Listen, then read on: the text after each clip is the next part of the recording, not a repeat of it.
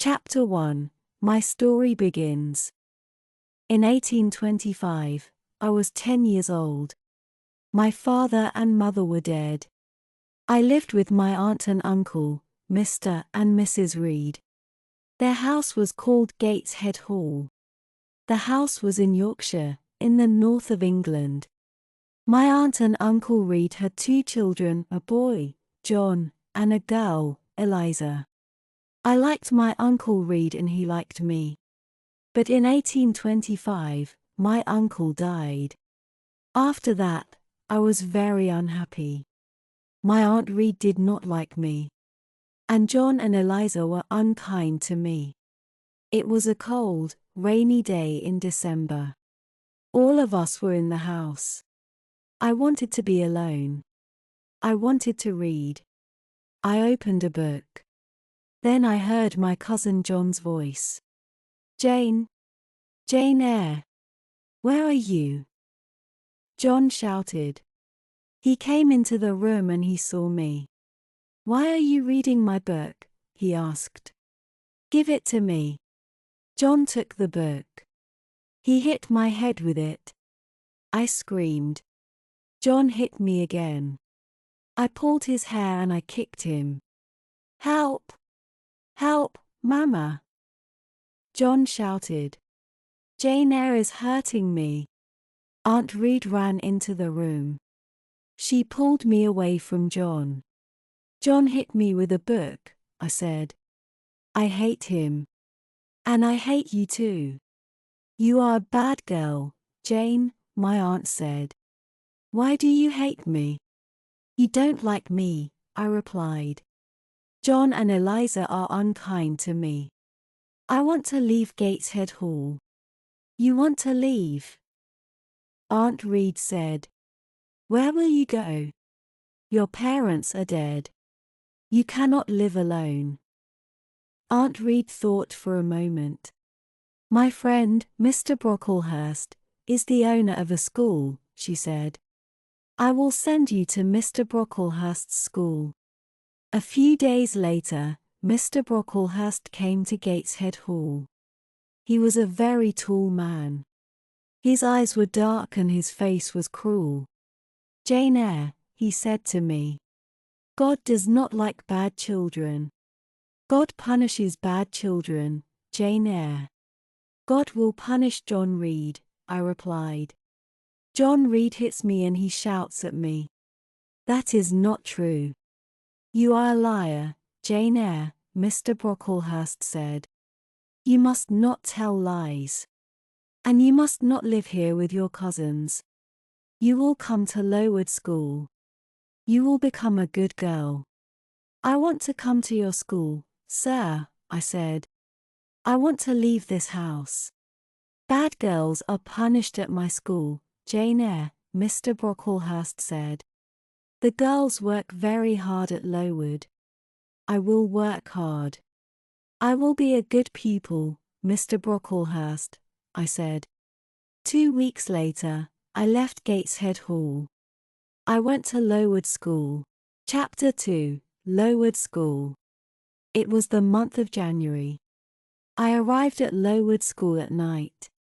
A servant took me up some stairs and into a big bedroom.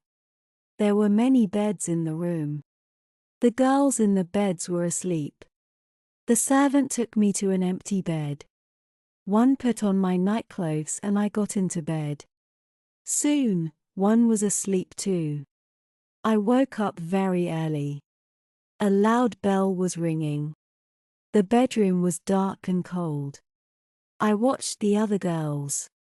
They washed in cold water and they dressed quickly. There was a plain brown dress next to my bed. And there was a pair of ugly, heavy shoes. I washed quickly. Then I put on my new clothes. I was very hungry. I followed the other girls down the stairs. We sat down at long tables in a large dining room. Our food was terrible. The food is bad again, one of the girls said. Stand up, a teacher shouted. Don't talk. We stood up. We did not speak. We walked into a big schoolroom and we sat down. There were about 80 girls in the schoolroom. And there were 4 classes. The oldest girls were in the 4th class. I was in the 1st class. 4 teachers came into the room and we began our lessons. The lessons were not interesting. First, we read some pages in a book. Then our teacher asked us questions about those pages. After 4 hours, we went outside. It was very cold. Very soon, a bell rang. Lessons started again. 3 weeks passed. One afternoon, the head teacher came into the schoolroom. The head teacher's name was Miss Temple. Mr. Brocklehurst was with her. We all stood up. I stood behind an older girl. I did not want Mr. Brocklehurst to see me. Mr. Brocklehurst walked slowly round the room. Everybody was very quiet. And then I dropped my book. Mr. Brocklehurst stopped walking. He looked at me. "Ah, the new girl," he said. "Come here, Jane Eyre." Then he pointed at 2 of the older girls.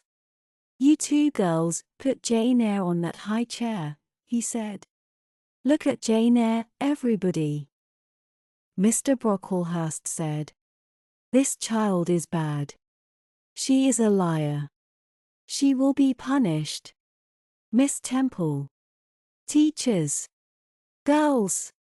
Do not talk to this child." Then he spoke to me again. "Jane Eyre, you must stand on that chair for 2 hours, he said. "You are a bad girl." That evening, I cried and cried. But Miss Temple was kind to me. "You are a good pupil, Jane," she said. "And you are not a bad girl. I am your friend, Jane." "Thank you, Miss Temple," I said. Lowood School was in an unhealthy place. The buildings were wet and cold. Mr. Brocklehurst owned the school. He was a rich man. But he did not buy warm clothes for us. And he did not buy good food for us. Everybody hated him. In the spring, many of the girls became sick. Some of them left the school. They never came back. Many of the girls died. That spring was a terrible time. We had no lessons. Miss Temple and the other teachers took care of the sick pupils. Mr. Brocklehurst had to buy better food for us. And he had to buy warm clothes for us. Mr. Brocklehurst never came to the school. The next year, Lowood School moved to a better place. It was a healthier place. There were new schoolrooms, new bedrooms, and a new dining room. The new buildings were bright and clean. The teachers were happy. After that, I was happy at Lowood School too. I was a pupil at Lowood School for 6 years. Then I became a teacher. I was a teacher at the school for 2 years. But I never returned to Gateshead Hall. And the Reeds never wrote to me. Chapter 3, Thornfeild Hall. In 1833, I was 18 years old. In the summer, Miss Temple left Lowood School. She got married. I wanted to leave Lowood too. I wanted a new life. I will be a governess, I thought. I put an advertisement in a newspaper. I had a reply to my advertisement. The reply was from Mrs. Fairfax of Thornfeild Hall, near Millcote. Millcote was about 70 miles from Lowood School. Mrs. Fairfax wanted a governess for a little girl. I wrote to Mrs. Fairfax immediately. I was going to be a governess at Thornfeild Hall. I travelled to Millcote in a coach. At Millcote, a servant met me. He took me to Thornfeild Hall. At Thornfeild Hall, another servant opened the door. She was smiling. She took me into a small, warm room. A lady was in the room. She was sitting by the fire. "Are you Mrs. Fairfax?" I asked her. "Yes, my dear," she said. "And you are Miss Eyre. Are you cold? Sit by the fire, Miss Eyre, a servant will bring you some food." "Mrs. Fairfax is very kind," I said to myself. "I will be happy here. Will I see Miss Fairfax tonight?" I asked. Mrs. Fairfax looked at me. She smiled. "Miss Fairfax?" "No, no," she said. "Your pupil's name is not Miss Fairfax. Your pupil is Adele Varens. Adele's mother was a Frenchwoman. Adele is Mr. Rochester's ward. He takes care of her." "Mr. Rochester? Who is Mr. Rochester?" I asked. "Mr. Edward Rochester is the owner of Thornfeild Hall," Mrs. Fairfax said. "I am his housekeeper. I take care of Thornfeild Hall. Mr. Rochester is not here now. He does not like this house. He is often away from home." I was very tired. Mrs. Fairfax took me up the wide stairs. She took me to my room. I went to bed immediately. And I slept well. The next morning, I woke early. The sun was shining. I put on a plain black dress. I opened my bedroom door. I walked along a corridor and down the wide stairs. I walked out into the sunny garden. I turned and I looked up at my new home. Thornfeild Hall was a beautiful house with many large windows. The garden was beautiful too. After a few minutes, Mrs. Fairfax came into the garden. She spoke to me. "Good morning, Miss Eyre," she said. "You have woken early. Miss Adele is here. After breakfast, you must take her to the schoolroom. She must begin her lessons." A pretty little girl walked towards me. She was about 8 years old. She spoke to me in French and I replied in French. After breakfast, I took Adele to the schoolroom. We worked all morning. Adele enjoyed her lessons and I was happy. In the afternoon, Mrs. Fairfax took me into all the rooms of Thornfeild Hall. We looked at the paintings and at the beautiful furniture. We walked along the corridors. "Come up onto the roof, Miss Eyre," Mrs. Fairfax said. "You will see the beautiful countryside around Thornfeild Hall." We walked up many stairs. At last, we were at the top of the house. We walked along the top corridor. Mrs. Fairfax opened a small door and we walked onto the roof. "Look, Miss Eyre," Mrs. Fairfax said. "You can see for many miles." We stood on the roof for a few minutes. Then we went back into the house. We walked carefully towards the stairs. The top corridor was narrow and dark. Suddenly, I heard a strange laugh. "Who is that, Mrs. Fairfax?" I asked. Mrs. Fairfax did not reply. She knocked on a door. "Grace," she said. The door opened. Behind the door was a small room. A servant was standing at the door. "Be quiet, Grace, please," Mrs. Fairfax said. The woman looked at Mrs. Fairfax. Then she closed the door. "That was Grace Poole," Mrs. Fairfax said. "She works up here. Sometimes she laughs and talks with the other servants. Don't worry about Grace. Please come downstairs now, Miss Eyre." Chapter 4, Mr. Rochester. 3 months passed. I had not met the owner of Thornfeild Hall. Mr. Rochester had not come home. One January afternoon, I went out and I walked towards the road. I was going to the village of Eyre. I was going to post a letter in the village. Eyre was 2 miles from Thornfeild Hall. The day was fine, but it was very cold. I walked quickly and soon I was near the village. Suddenly, a big black and white dog ran past me. A moment later, a man on a black horse followed the dog. Then, I heard an angry shout. The dog ran past me again. It was barking loudly. I turned round. The horse had fallen on the icy ground and the man had fallen from the horse. One walked towards them. "Can I help you, sir?" I asked. "My horse fell. I've hurt my foot," the man said. The horse stood up. The man tried to stand up too. But he could not stand. He fell onto the ground again. The man was about 35 years old. He was not handsome, but he had a strong face. He had dark eyes and black hair. He was not very tall, but his body was powerful. "I'll bring somebody from Thornfeild Hall," I said. "Do you live at Thornfeild?" the man asked. "I am the governess," I replied. "Ah, yes. The governess," the man said. "Help me, please."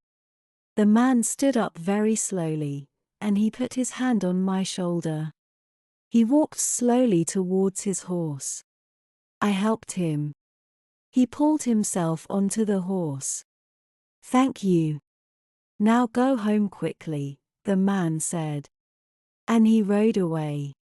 I walked onto the village and I posted my letter. Then I returned to Thornfeild Hall. Bright lights were shining in the big house.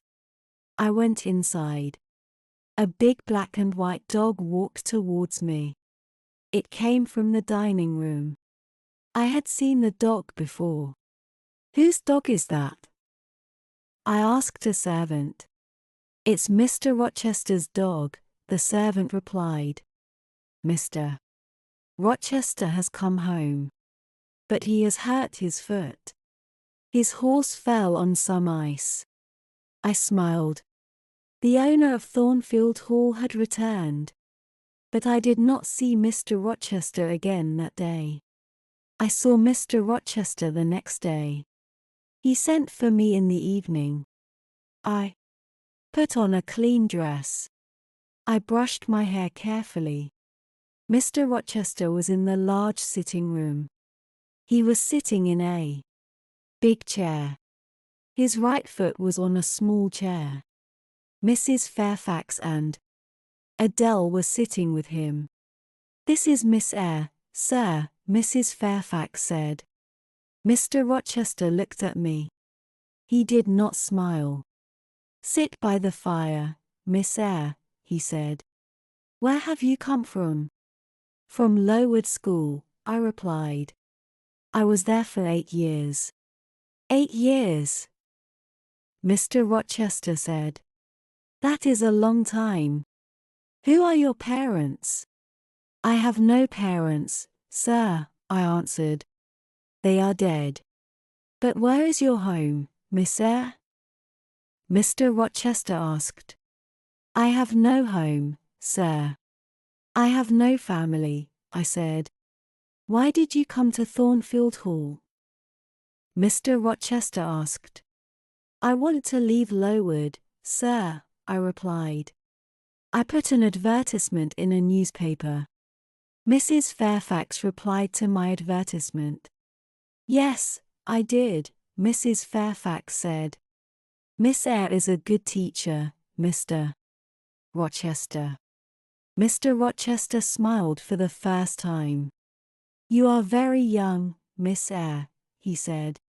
"I am 18, sir," I replied. Mr. Rochester smiled again. He did not ask me more questions. After that evening, I did not see Mr. Rochester for a few days. Then, one night, he sent for me again. "Sit near me, Miss Eyre," he said. "Mrs. Fairfax will talk to Adele." I sat down quietly, but I did not speak. The fire was very bright. One saw Mr. Rochester's face clearly. I saw his large, dark eyes. He was smiling. He was happy. After a minute, Mr. Rochester spoke. "Miss Eyre," he said, "you are looking at me very carefully. Am I a handsome man?" "No, sir," I said. "You speak the truth, Miss Eyre." Mr. Rochester said, "Look at me again. Am I a kind man?" "No, sir," one said again. "You are smiling now. But you are not always kind." "That is true," Mr. Rochester replied. "I have had a difficult life. I have met bad people. I have been a bad person myself. Now Thornfeild Hall is my home. But I hate this house. You are very young, Miss Eyre. You cannot understand me." "You are right. I don't understand you, sir," I said. I stood up. "Where are you going?" Mr. Rochester asked. "It is late. Adele must go to bed," I said. "Are you frightened of me, Miss Eyre?" Mr. Rochester asked. "No, sir," I replied. "But you say strange things, sir." Mr. Rochester smiled. "Take Adele to her bedroom now, Miss Eyre," he said. "We will talk again tomorrow." After that night, we talked together many times. Mr. Rochester was an interesting man. But he was a strange man too. I often thought about him. Why does Mr. Rochester hate Thornfeild? I asked myself. Thornfeild Hall is a beautiful place. But Mr. Rochester is not happy. Chapter 5, Fire. It was March. One night, I was in bed. But I was not asleep. The house was quiet. Suddenly, I heard a sound in the corridor outside my room. "Who's there?" I said. Nobody answered. Then I heard a strange laugh. I got out of my bed and I went quietly to the door. I listened. I heard another sound. Somebody was walking up the stairs to the top corridor. Then I heard somebody close a door. Was that Grace Poole? I said to myself. Yes, it was Grace. Why was she laughing? And why is she walking in the house at night? Is she mad? I must tell Mrs. Fairfax about this. One will speak to her now. I put on some clothes and I opened the door. There was a candle on the floor outside my room. The candle was burning. There was thick smoke in the corridor. I went into the corridor. I looked around me. The door of Mr. Rochester's bedroom was open. And the smoke was coming from Mr. Rochester's room. I ran into the room. I sat in a chair by the window. Time passed. At last, Mr. Rochester returned. "Please don't worry, Jane," he said. "Grace Poole is a strange woman. But she won't hurt anybody tonight." I stood up. "Good night, sir," I said. Mr. Rochester held my hand. He looked at me and he smiled. "Thank you, my dear friend," he said. "You saved my life tonight, Jane." "Good night, sir," I said again. I went back to my bed. I was very tired. But at first, I could not sleep. Suddenly, I understood something. I loved Mr. Rochester. He had smiled at me. He had held my hand. Did he love me? I did not know. But I thought about Mr. Rochester for a long time. I did not see Mr. Rochester the next day. He did not send for me. In the evening, I went down to Mrs. Fairfax's sitting room. The housekeeper was looking out of the window. The weather has been good today, Mrs. Fairfax said. Mr. Rochester had a good day for his journey. His journey? Where has he gone? I asked. I was surprised. He has gone to Ingram Park, Mrs. Fairfax replied. Mr. Rochester will stay there for a week or more. He has many friends. All his friends will be at Ingram Park this week. Will there be any ladies at Ingram Park? One asked. Yes, Mrs. Fairfax said. There will be many ladies there. Miss Blanche Ingram will be there. Mr. Rochester has known her for many years. Is Miss Ingram beautiful? I asked. She is very beautiful, Mrs. Fairfax said. Will Mr. Rochester marry her? I asked. Mrs. Fairfax smiled. I don't know, Miss Eyre, she replied. I don't know. I was very unhappy. I went up to my bedroom. I looked in my mirror. Jane Eyre, I said to myself. You are not pretty. And you are poor. Mr. Rochester will never marry you. He will marry Miss Blanche Ingram. She is a rich lady. You are a poor governess. Forget Mr. Rochester, Jane Eyre. Forget him. Chapter 6. Guests at Thornfeild Hall. 2 weeks later, a letter arrived for Mrs. Fairfax. Mr. Rochester will return on Thursday, Mrs. Fairfax said. Some of his friends will come here with him. There will be many guests at Thornfeild Hall. On Thursday evening, Mrs. Fairfax, Adele and I were in Adele's bedroom. Mrs. Fairfax was looking out of the window. The guests are arriving now, Mrs. Fairfax said. I went to the window and I looked out. There were 3 carriages. 2 people were riding horses. Mr. Rochester was riding his big black horse. A beautiful young woman was riding a white horse. Mrs. Fairfax pointed to the young woman. That is Miss Ingram, the housekeeper said. Then she went downstairs. Adele wanted to go downstairs too. No, Adele, I said. We cannot go downstairs tonight.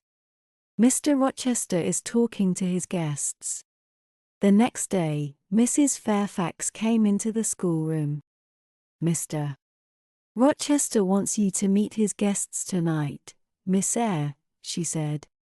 Adele must meet them too. Later, Adele and I went quietly into the sitting room. And soon, 8 ladies came into the room. One of them was tall, dark and very beautiful. She was Blanche Ingram. Adele ran towards her. Good evening, beautiful lady, she said in French. What a pretty little girl. Blanche Ingram said. Miss Ingram spoke to the other ladies. And she spoke to Adele. But she did not speak to me. Half an hour later, the gentleman came into the room. I looked at Mr. Rochester. He saw me, but he did not speak to me. Miss Ingram pointed at Adele. Why doesn't this little girl live at a school, Mr. Rochester? She asked. Adele learns her lessons at home, Mr. Rochester replied. She has a governess. Oh, yes. That small woman by the window, Miss Ingram said. I had many governesses. I hated all of them. They were all ugly and stupid. Later, Miss Ingram and Mr. Rochester sang some songs together. Mr. Rochester had a fine voice. I listened to the songs, then I left the room. Mr. Rochester followed me. What is wrong, Jane? He asked. Nothing is wrong, sir, I said. But I am tired. I am going to my room. Good night, sir. You are tired. And you are unhappy too, Mr. Rochester replied. There are tears in your eyes. Rest now, Jane. But please come and meet my guests tomorrow evening. Don't forget, Jane. The guests stayed at Thornfeild Hall for 2 weeks. Every evening, I went to the sitting room with Adele.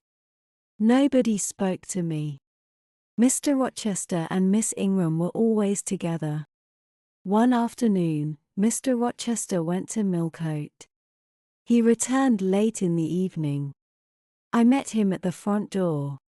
Another guest has arrived, sir, I told him. His name is Mr. Mason. He has come from the West Indies.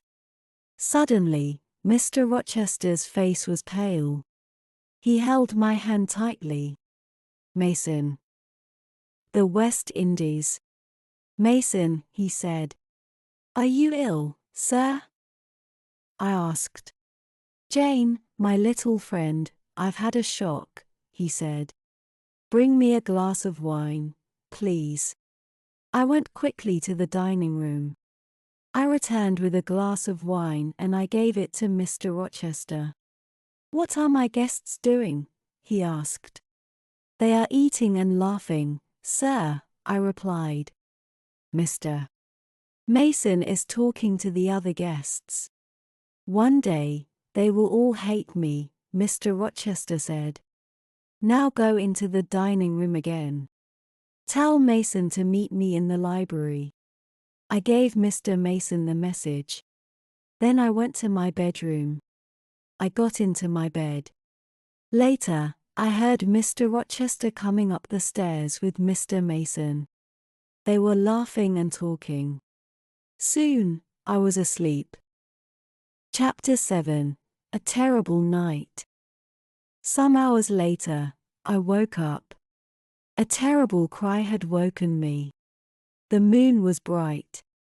Its light was shining through my window. I listened. Then I heard somebody shouting. Help! Help! Rochester, help me! The voice came from the top corridor. Help! Help! I got out of bed and I put on a dress and some shoes. I opened my door. All the guests were in the corridor outside the bedrooms. They were all asking questions. What happened? They asked. Is there a fire? Who is hurt? Where is Mr. Rochester? I am here. Mr. Rochester said. He was walking down the stairs from the top corridor. What is wrong, Mr. Rochester? Miss Ingram asked. What has happened? Nothing is wrong, Mr. Rochester replied. One of the servants has had a bad dream. Go back to bed. I went back to my room. But something was wrong. I did not get into my bed. I waited. Soon, somebody knocked on my door. I opened the door. Mr. Rochester was standing in the corridor. Jane, follow me. Do not make a sound, Mr. Rochester said. We went up to the top corridor. Mr. Rochester unlocked a door and we went inside a room. Mr. Mason was sitting on a chair in the room. His face was pale. And his shirt was covered with blood. Then I heard a terrible laugh. The sound came from the next room. Grace Poole is a madwoman, I thought. Why does Mr. Rochester have a mad servant? Mr. Rochester spoke quietly to Mr. Mason. I am going to bring a doctor, Richard, he said. Then he spoke to me. Stay here, Jane. Wash Mr. Mason's arm. But do not speak to him. Mr. Rochester left the room. I washed Mr. Mason's arm. We waited for Mr. Rochester and the doctor. Mr. Mason did not speak to me and I did not speak to him. After 2 hours, Mr. Rochester returned. The doctor was with him. The doctor looked at Mr. Mason's arm. She bit me, Mr. Mason said. I came up here. I wanted to see her. I wanted to help her. But she bit me. Be quiet now, Richard, Mr. Rochester said quickly. The doctor put a bandage on Mr. Mason's arm. Mr. Rochester put Mr. Mason's coat round the injured man's shoulders. Then he spoke to me again. Run downstairs, Jane. Unlock the small door at the side of the house, he said. We will follow you. I went quickly downstairs and I opened the door. Outside the door, a servant was waiting with a carriage. Mr. Mason and the doctor came out of the house. They got into the carriage. Then Mr. Rochester came out of the house too. Mr. Mason spoke to him through the window of the carriage. Help her. Be kind to her, Rochester, he said. Yes, I will, Mason, Mr. Rochester said. The servant drove the carriage away. Will you walk in the garden with me, Jane? Mr. Rochester asked. I do not want to sleep now. Yes, I will, sir, I said. Soon, it was morning. The birds were beginning to sing. The flowers had a sweet smell. It has been a strange night, Jane, Mr. Rochester said. Were you frightened? I am frightened of Grace Poole, I said. She will hurt you, one day. I am stronger than she is. She will not hurt me, Mr. Rochester said. He looked at me for a few moments. Are you my friend, Jane? He asked me. Yes, sir. I will be your friend forever. One replied. Thank you, my dear, Mr. Rochester said. I have made mistakes. Now, I want to be happy. That is not wrong, is it, Jane? He stopped speaking for a minute. Then he said, Go into the house. I'll talk to you tomorrow. But the next day, I had a letter from Gateshead Hall, my Aunt Reed's house. The letter was from my cousin Eliza. I started the journey to my Aunt Reed's house immediately. I arrived there the next day. My Aunt Reed was very, very ill. She could not move. And she did not speak to me. I wanted to return to Thornfeild Hall. I wanted to see Mr. Rochester. But Eliza wanted me to stay at Gateshead Hall. After 3 weeks, my aunt spoke to me at last. She spoke very slowly. Are you Jane Eyre? She asked. Yes, Aunt Reed. I am Jane Eyre, I replied. There is a letter for you, Aunt Reed said. It is in my desk. Call Eliza, please. She will get the letter. Eliza came into the room. She opened the desk and she gave me a letter. Read the letter, Jane, my aunt said. The letter had come from Madeira. But it was 3 years old. I answered that letter, Aunt Reed said. I hated you, Jane. I did not want you to have your uncle's money. I wrote to John Eyre. I wrote, Jane Eyre is dead. She died at Lowood School. I am sorry, Jane, I was wrong. Mrs. Reed died that night. I left Gateshead Hall a few days later. I took my uncle's letter with me. Mr. Rochester met me at Thornfeild Hall. Welcome back to my house, he said. This is your home, Jane. Thank you, sir, I said. I am very happy here. Mr. Rochester's guests had left. No other visitors came to Thornfeild Hall. Every day, Mr. Rochester and I talked together. And every day, I loved him more. Chapter 8, In the Garden. In June, the weather was hot. One evening, I walked into the garden. Mr. Rochester was there too. "Do you like this house, Jane?" he asked. "Yes, sir," I replied. "Soon, Adele will go to Liverter School, Jane," he said. "Then, I will not want a governess here. Will you be sad then, Jane? Will you leave Thornfeild Hall?" "Leave?" I said quickly. "Must I leave Thornfeild?" My dear, Mr. Rochester stopped. He was silent for a moment. Then he said, "I am going to be married soon." "Oh, sir," I said. "Then I must go far away. Far away from Thornfeild. Far away from you, sir." I started to cry. "I will always remember you, Jane," Mr. Rochester said. "Will you forget me?" "No, sir," I replied. "I will never forget you. I don't want to leave Thornfeild, sir. One don't want to leave you." "Don't leave, Jane," Mr. Rochester said. "Stay here." He smiled at me. "I must not stay here, sir," I said. "You are going to marry Miss Ingram. I am poor. I do not have a pretty face. But I have a heart. It is a loving heart, sir." "Jane, I am not going to marry Miss Ingram," Mr. Rochester said. "She is rich. She is beautiful. You are poor. You are not beautiful. But I want to marry you. Will you marry me, Jane?" For a moment, I could not speak. At last, I asked, "Do you love me, sir?" "I do," he replied.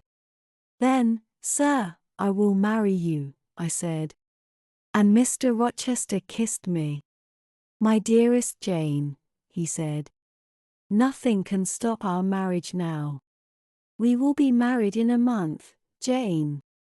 We kissed again. Then I said good night and I went into the house. I went upstairs to my room. Later, I remembered my Uncle John Eyre's letter. "I will write to him in Madeira," I said to myself. "I will tell him about my marriage to Mr. Rochester. I am very happy. My uncle will be happy too." 4 weeks passed. Mr. Rochester was going to buy me many beautiful things. He was going to give me many presents. But I did not want these things. "No, Edward," I said. "I am not beautiful. I don't want beautiful things. I want you, Edward." It was the month of July. 2 days before our wedding day, Mr. Rochester went away. "I will return tomorrow," he said. "I love you, Jane." That night, I went to my bedroom early. My wedding dress and my wedding veil were in my room. I looked at them. "In 2 days, I will be Jane Rochester," I said to myself. Then I went to bed. But I did not sleep well. The next day, Mr. Rochester returned. He looked at me carefully. "What is wrong, Jane?" he asked. "Your face is pale. Are you frightened?" "I had a very strange dream last night," I said. "It was a dream about this house. But in my dream, Thornfeild Hall had no roof. The walls were burnt. They were black. In my dream, I tried to find you. But you were not in the house. Are you afraid of a dream, Jane?" Mr. Rochester asked. "No, Edward," I replied. But I woke up from my dream. There was a woman in my room. She was tall and heavy. She had long, black hair. The woman was holding a candle, I said. She put the candle by my mirror. She put my wedding veil over her head and she looked in the mirror. Then I saw her face. It was a strange, terrible face, Edward, I said. Suddenly, the woman tore my veil into 2 pieces. She threw the pieces on the floor. What happened next? Mr. Rochester asked. The woman held her candle near my face, I replied. She looked at me and she laughed. Then she went away. This happened in your dream, Jane, Mr. Rochester said. It did not happen in my dream, Edward, I said. This morning, my wedding veil was on the floor of my room. It was torn. It was in 2 pieces. But the woman did not hurt you, Jane, Mr. Rochester said. Sleep in Adele's room tonight, my dear. You will have no more bad dreams. Chapter 9, Mr. Rochester's Wife. It was our wedding day. We were going to be married in a church near Thornfeild Hall. After the marriage, we were going to travel to London. I got up early. I put on my wedding dress and I went downstairs. Mr. Rochester was waiting for me. At 8 o'clock, we walked together to the church. The clergyman was standing by the door of the church. There were 2 other people inside the church, 2 men. They were sitting in a dark corner. I could not see them very well. The clergyman started to speak. At every marriage, the clergyman asks an important question. He asks the people in the church, is there a problem about this marriage? The clergyman spoke loudly. He asked this question and he waited. There was silence for a moment. And then one of the men in the dark corner stood up. He spoke loudly. There is a problem. These 2 people must not be married, he said. There is not a problem. Mr. Rochester said to the clergyman. Please go on with the marriage. No, I cannot go on with the marriage, the clergyman replied. He spoke to the man in the corner. What is the problem, sir? He asked. Mr. Rochester turned and looked at the man. Who are you? What do you know about me? He asked angrily. My name is Briggs, sir. I am a lawyer, the man replied. I know many things about you. 15 years ago, you were married in the West Indies. Your wife's name is Bertha Mason. She is alive. She lives at Thornfeild Hall. How do you know that? Mr. Rochester shouted. The other man in the dark corner stood up. He walked towards us. It was Richard Mason. Bertha Mason is my sister, he said. I saw her at Thornfeild Hall in April. Mr. Rochester's face was pale. For a minute he was silent. Then he spoke quietly. It is true, he said. My wife is living at Thornfeild Hall. She is mad. Come to the house, all of you. Come and see Mrs. Rochester. Come and see the madwoman. We all left the church. Nobody spoke. At Thornfeild, Mrs. Fairfax and Adele were waiting for us. They were smiling happily.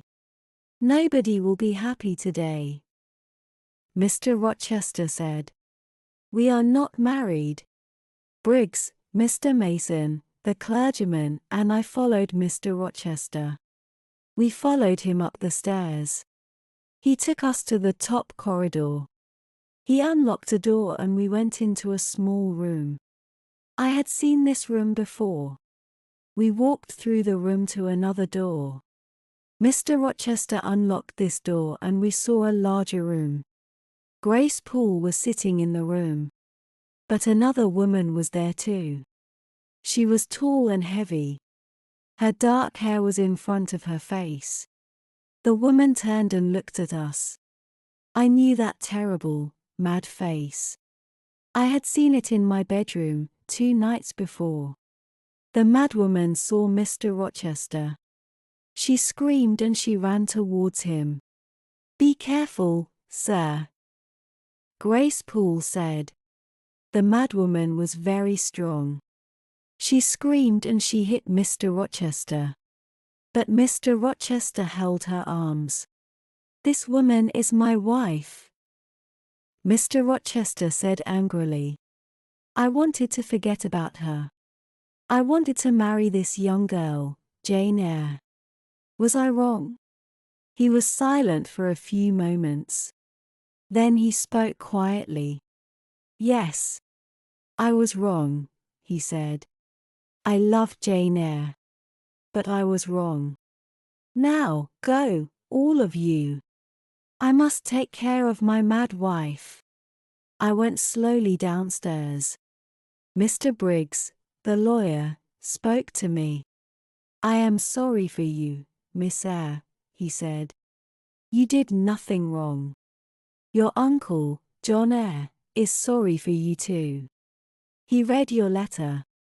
And then he met Richard Mason in Madeira. Your uncle is dying, Miss Eyre. He could not come to England. He sent me here. He wanted me to stop this marriage. I did not answer. I went to my room and I locked the door. I took off my wedding dress. I put on a plain black dress. I lay down on my bed. I am Jane Eyre today, I thought. I will be Jane Eyre tomorrow. I will never be Jane Rochester. I must leave Thornfeild Hall. I must never see Mr. Rochester again. My life here is finished. Many hours later, I got off the bed. I unlocked my door. Mr. Rochester was waiting outside my room. You are unhappy, Jane, he said. I am very, very sorry. Jane, we will leave Thornfeild. We will go to another country. We will be happy again. I cannot be your wife. I cannot live with you, I said. I must leave you, Edward. Listen, Jane, Mr. Rochester said. My father wanted me to marry Bertha Mason. Her family was very rich. I married her. My father was happy. But I was not happy. Bertha was mad, and she was a bad woman. Nobody told me about her. She was married to me, but she met other men. She was drunk every day. She tried to kill me many times. After 4 years, I brought Bertha here to Thornfeild Hall, Mr. Rochester said. Then went away. Grace Poole took care of Bertha. I met other women.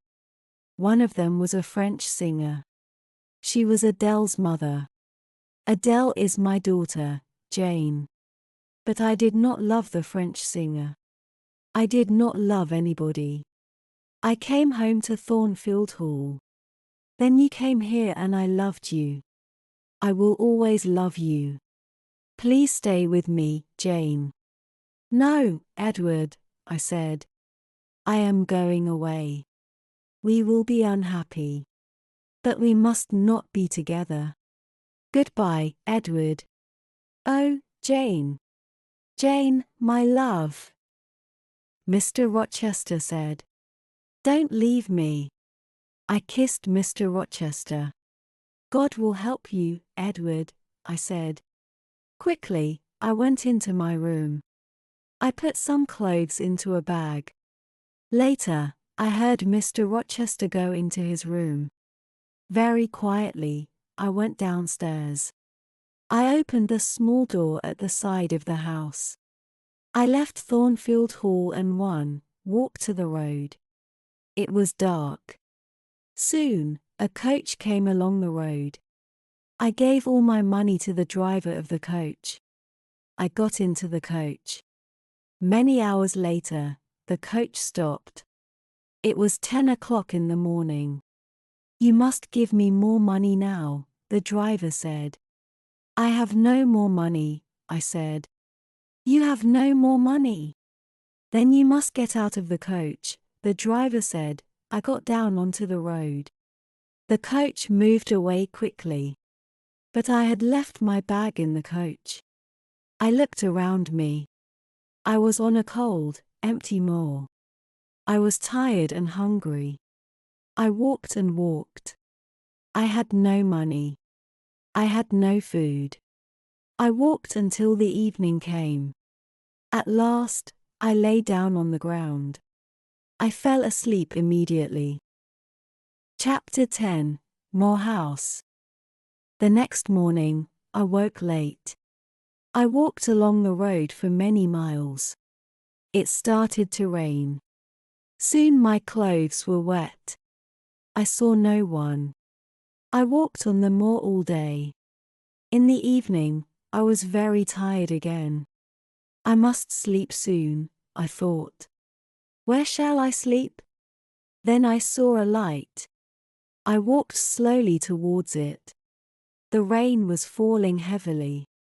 But I saw a house near the road. I walked up to the house. I knocked on the door. I waited, but nobody opened the door. I stood outside the house. I was very cold and very tired. I could not move. I am going to die here, I said. Then I heard a young man's voice. The man was standing behind me. No, you will not die at Moor House, the man said. Then he unlocked the door of the house. He took me into the house. He took me into a warm sitting room. Please sit down, he said. Two pretty young women came into the room. Give this poor woman some food, Diana, the young man said. Give her some dry clothes, Mary. Then he spoke to me again. My name is St. John Rivers, he said. These are my sisters, Diana and Mary. What is your name, young woman? My name is Jane Elliot, I said. I closed my eyes. Jane is very tired, Diana said. She must go to bed now. I stayed in bed at Moor House for 3 days. Diana and Mary Rivers were governesses. They were staying at Moor House for a few days. St. John, their brother, was a clergyman. They were very kind to me. Soon, we were good friends. One day, St. John asked me about my life. I was a governess too, I told him. And I told him about Lowood School. But I did not tell him about Thornfeild Hall. I did not tell him about Mr. Rochester. I want to work, St. John, I said. Will you help me? I have a plan, St. John said. A few miles from here, there is a village. Many of the girls in the village cannot read or write. I am going to pay for a girls' school in the village. But I must find a teacher for these girls. I will teach them, St. John, I said. Good, he said. There will be a small house next to the school. You will live there. 3 days later, a letter arrived for St. John. Diana, Mary, our Uncle John is dead, he told his sisters. But we will not have any of his money. He gave the letter to his sisters. They read it. Uncle John was our mother's brother, Diana told me. He was very rich. But he has given all his money to another niece. We do not know her. Soon, I went to live in the village. I lived in the house next to the school. Every day, I taught the girls. My pupils worked hard. But I was not happy. Every day, I thought about Edward Rochester. Does he think about me? I asked myself. For months passed. One day, St. John Rivers came to my house. He was holding a letter. He was worried. What is wrong? I asked. I want to ask you 3 questions, Jane, he replied. Is your name Jane Elliot? Do you have another name? Do you know Jane Eyre? I looked at him for a moment. I did not speak. I have some news for Jane Eyre, St. John said. Jane Eyre was a pupil at Lowood School. And she was a teacher there. Then she was a governess at Thornfeild Hall, the home of Mr. Edward Rochester. How do you know this? I asked. What do you know about Mr. Rochester? How is he? I don't know, St. John said. This letter is from a lawyer. The lawyer tells a story about Mr. Rochester. Mr. Rochester had a mad wife. But he tried to marry Jane Eyre. She left Thornfeild. Now this lawyer, Mr. Briggs, is trying to find her. I will tell you the truth, St. John, I said. My name is not Jane Elliot. My name is Jane Eyre. And I was a governess at Thornfeild Hall. I know Mr. Rochester. Did Mr. Briggs write anything about Mr. Rochester? No. The letter is about you, Jane, St. John said. Your uncle, John Eyre, is dead. John Eyre has given you £20,000. You are rich, Jane. But why did Mr. Briggs write to you? I asked. My mother's name was Eyre, St. John said. She was your father's sister, Jane. Then you, Diana and Mary are my cousins. I said. I thought carefully for a moment. Write to Diana and Mary, I said. They must come home. I will give all of you some of Uncle John's money. The next day, I wrote to Mr. Briggs. I gave St. John, Diana, and Mary £5,000 each. I wrote to Mrs. Fairfax too, but she did not reply. 6 months passed. I heard nothing from Thornfeild Hall. I heard nothing about Mr. Rochester. Then, one day, I was walking on the moor. Suddenly, I heard a voice. There was nobody on the moor. But the voice was calling my name, Jane. Jane. Jane. That is Mr. Rochester's voice, I said to myself. Then I shouted, I am coming, Edward. I am coming.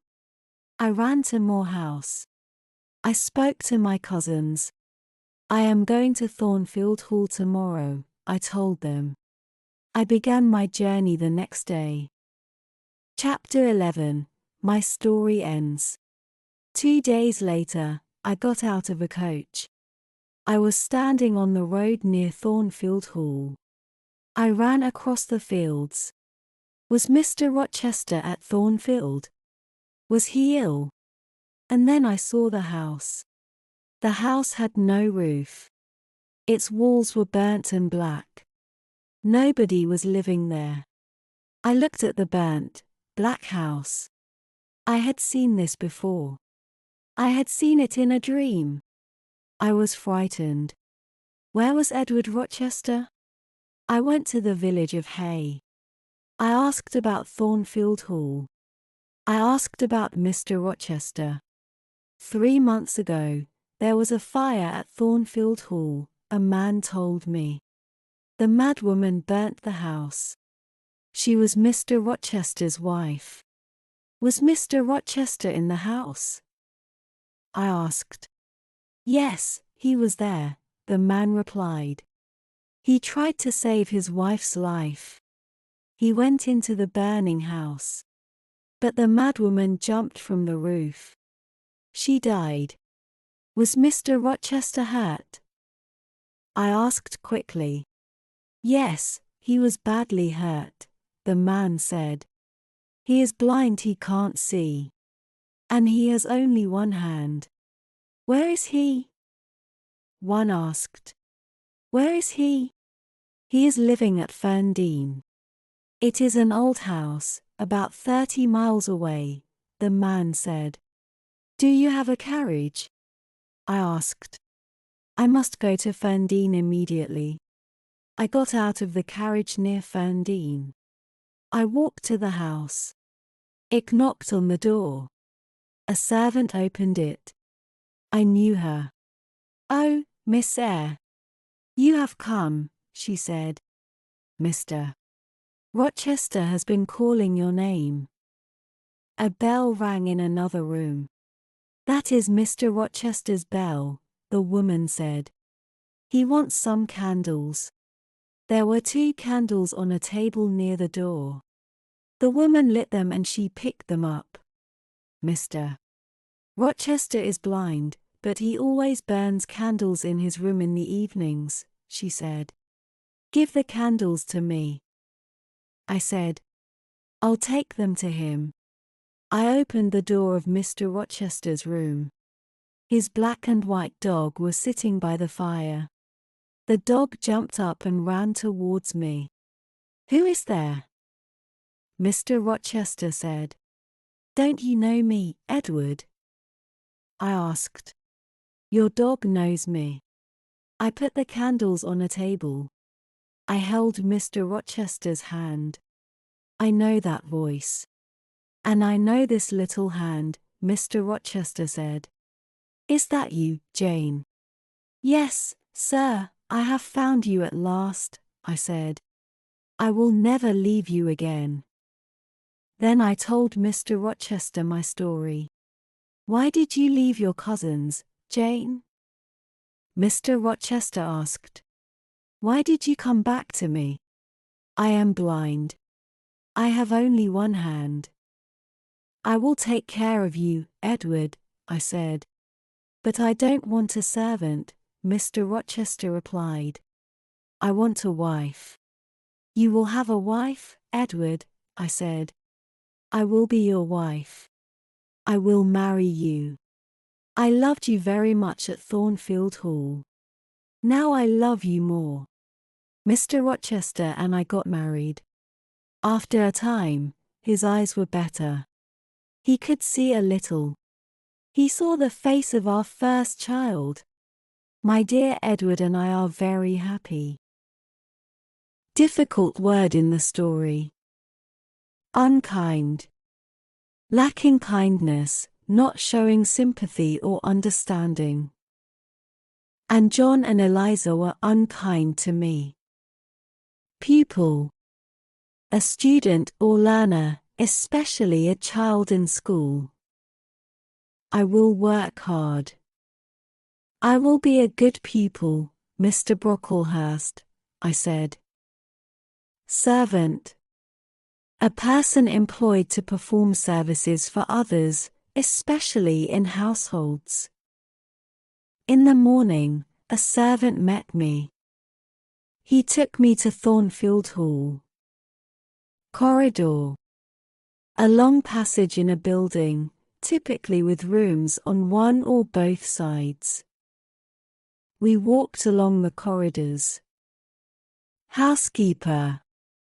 A person, usually a woman, employed to manage a household and supervise the cleaning staff. Mr. Edward Rochester is the owner of Thornfeild Hall, Mrs. Fairfax said. I am his housekeeper.